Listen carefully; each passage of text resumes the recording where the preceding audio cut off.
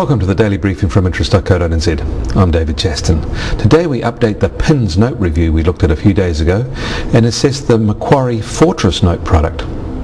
We'll review the latest dairy price changes and we'll look at the level of public service staffing. Finally, we'll wrap up with what the other media are reporting.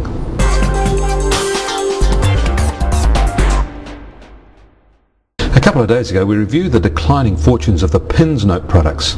Their net asset backing was wasting and the market price for them on the NZDX had sunk to low levels. Well, yesterday the company behind them, Absolute Capital of Sydney, placed itself into voluntary liquidation and had the PINS notes exchange listing withdrawn. In the current very sceptical environment for these types of leveraged hedge funds, there is virtually no market for the paper that makes up their asset base.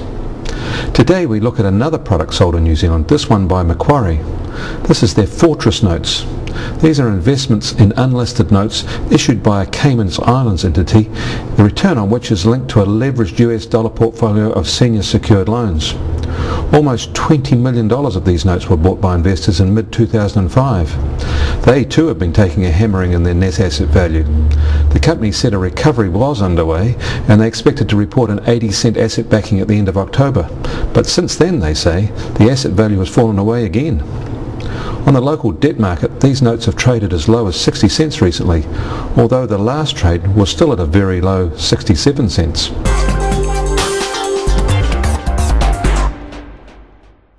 We hear regularly about how well international dairy prices are paying off for New Zealand, and Fonterra in particular. This is having many flow-on effects to our economy. There's been a big run-up in price returns from milk powders, but these products seem to have reached a new higher level at which customers seem unwilling to pay more. The same may now be happening for butter. After all, there is an international market for these products and international production is enormous. However, most production is for local consumption. There are relatively few countries like New Zealand that have substantial surpluses available for trade. Cheddar cheese, however, is still on the rise. Prices continue to power higher in US dollars and these gains are strong enough to overcome any local currency effects. As you can see, these prices have more than doubled in less than a year after being very steady for many years.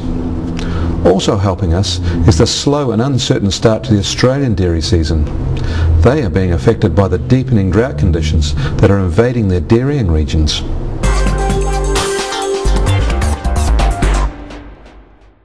As at the 30th of June this year, the total public sector employed 324,000 people. That represents about 15% of the workforce of 2.2 million.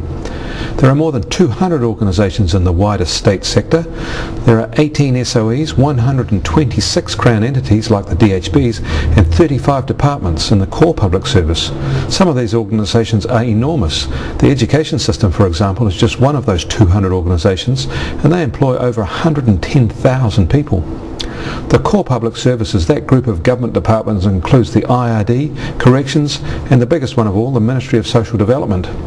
These core departments are growing at a faster rate than either the wider public service or the workforce as a whole. They now number more than 42,000 employees. For example, the IRD grew 7% in the year to June. Corrections staff were up 13%. Social Development now has more than 9,000 people in its mega department. The Army, the police, all the schools and all the hospitals are not in the core public service. They are counted separately as part of the so-called wider public sector.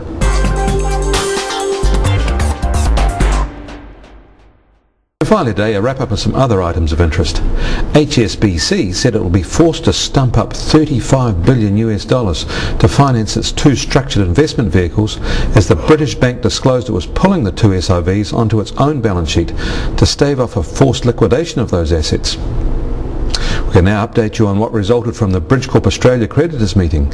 As expected, the management proposal was voted down and this arm of the company will now be liquidated. There will be no further claims on the New Zealand business from Australia. You can get more news and start with Newsmaker Views on our news page. Join us again tomorrow for the freshest finance news on the web. We'll see you then.